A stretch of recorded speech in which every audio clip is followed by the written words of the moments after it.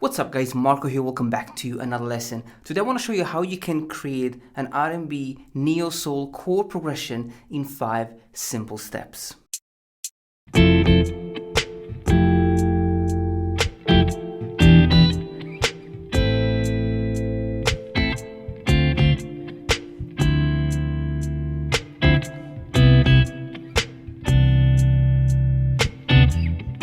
We're gonna take a look at the chord progression and the rhythm, which are, of course, the two most important things. But of course, we're gonna take it a step further, and I'm gonna show you how to simplify the chords and how to add a nice and simple line between the chords. Now, step number 1 is quite straightforward. You have to find a nice and simple R&B or neo-soul chord progression. This step is quite simple. We don't need many chords, but we need the right one, the right chord family. So for this reason, we're going to be playing a lot of minor 7, major 7, and minor 9 and major 9 chords. The chord progression is in the key of C major, and we're going to start with the chord 4, so the F major 7 chord. Then we have the E minor 7, which is the chord 3. And the A minor 9, which is the chord 6. Then we have the D minor 7, which is the chord 2. And then finally the C major 7, which is the chord 1. Now in step 2, you want to follow the rhythm and the bass drum. Now the bass drum or the kick drum is the largest and deepest sounding element of a drum. Now in the backing track we're using, we have the bass drum 4 times, and this is where we are going to actually play the chords. Let me play the backing track for you.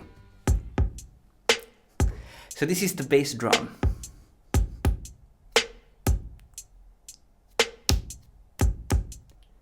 So this is where we're gonna play the chords.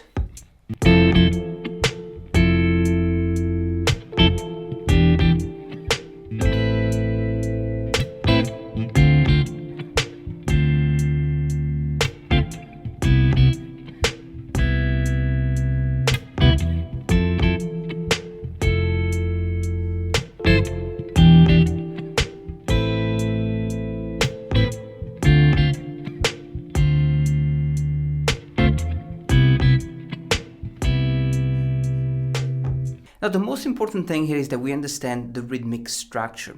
The backing track and the chord progression is 4 measures long, 4 bars long.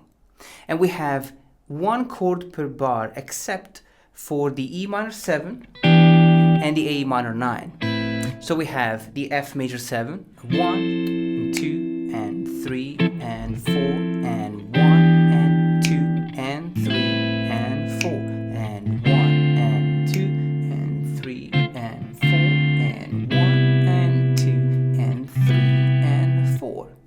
So you have to bear that in mind when you play along with the backing track. The E minor 7 and the A minor 9 will be played in 1 measure. Now that we have the chord progression and the rhythmic structure, let's talk about step 3. Make chords simple. Now of course you can, feel free to play the chords exactly as they are. Absolutely, it's already like a really good exercise and it works. However, because we're using the finger picking technique, we can simplify the chords and make them more rhythmic as well as melodic. Let me show you how it's done. 3 and 4.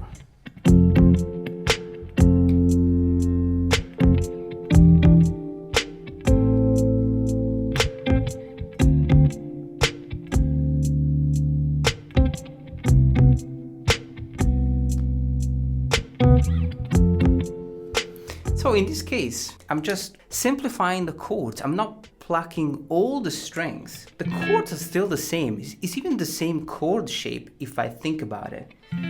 But of course, I'm only plucking 2 strings. So for the F major 7 chord, I'm ending up just playing these 2 notes, the root note and the 5th. And the rhythm is the same. I'm just adding some like ghost notes every now and then. E minor 7 and the A minor 7. D D minor 7 and the C major 7. So we went from to, so we make the chord less, busy. It's just kind of skinnier if you think about it. But it sounds nice and it's more rhythmic. It has a completely different color and texture as well. So another example, we can maybe use a wider interval. Let me play this for you.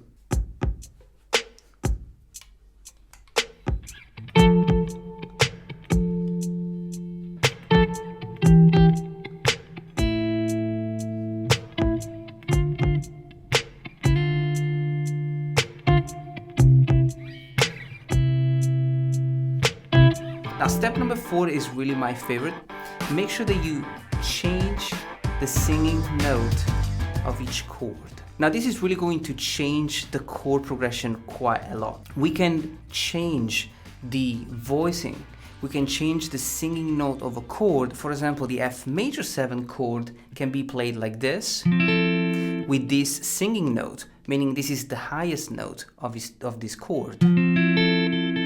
But I can also change that, and for example, if I play an F major 9, I have a completely different voicing here. For the E minor 7, I can have this, but also this. So the first string. For the A minor 9, I could have this, but also the A minor 7. For the D minor 7, I could have this, but also the D minor 9. So I'm changing the singing note of this chord. And then from the C major 7, same as the F major 7, C major 9. So just a quick recap with these chords.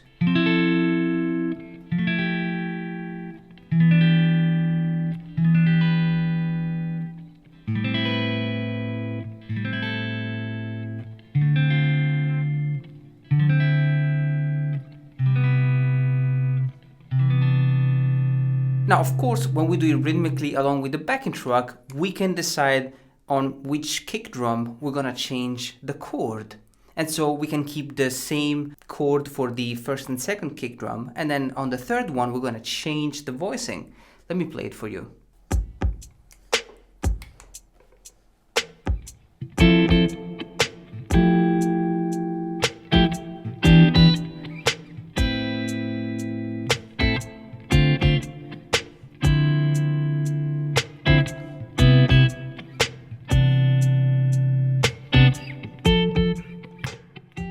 Now, last but not least, step number 5, add lines between the chords. Now, one thing I want to tell you right away, guys, you can keep things super simple. I mean, you can start with literally 2 notes. We have a lot of space between the chords, so don't try to add too many notes.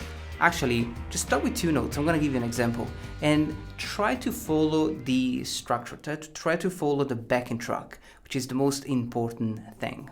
And of course, since the E minor 7 and the A minor 9 are played within the same bar, we're not gonna add any notes on these 2 chords. So we're only gonna play single notes on the F major 7, the D minor 7, and the C major 7. I'm gonna play an example for you.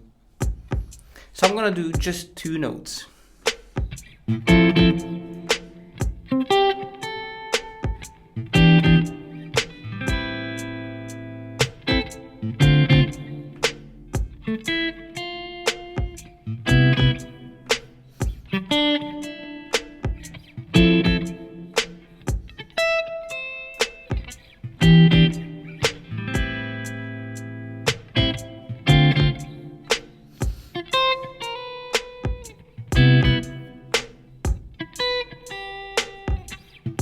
A little more.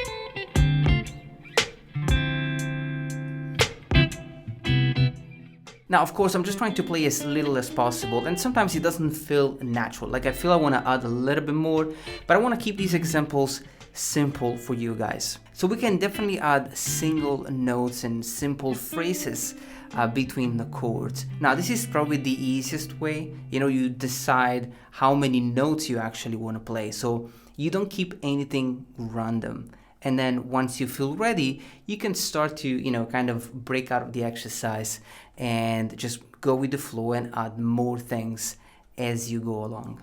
That's it for today, guys. I hope you enjoyed this lesson. As always, take it step by step, keep practicing, and keep it simple. Have a nice rest of the day. I'll see you soon.